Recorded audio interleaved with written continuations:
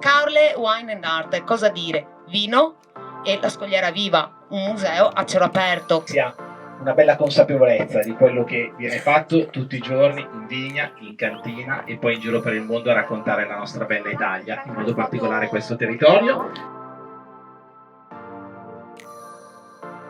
E lo sento veramente a cuore perché sono di Caorle e ambisco a portare veramente le eccellenze, ma nel vero senso della parola.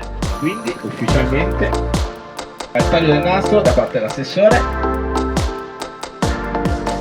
Bene, grazie all'assessore. E allora direi a questo punto in bocca al lupo a tutti, buone Caorle Wine and Art.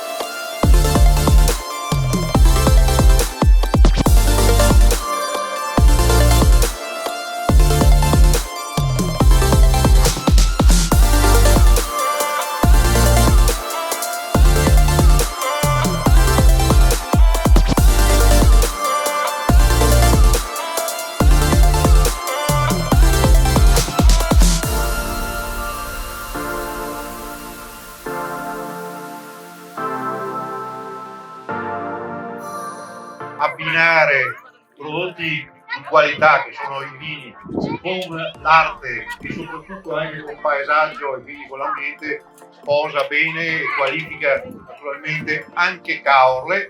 I vini qualificano anche Caorle, quindi grazie anche a tutti gli espositori e coloro che stanno proponendo i vini del territorio.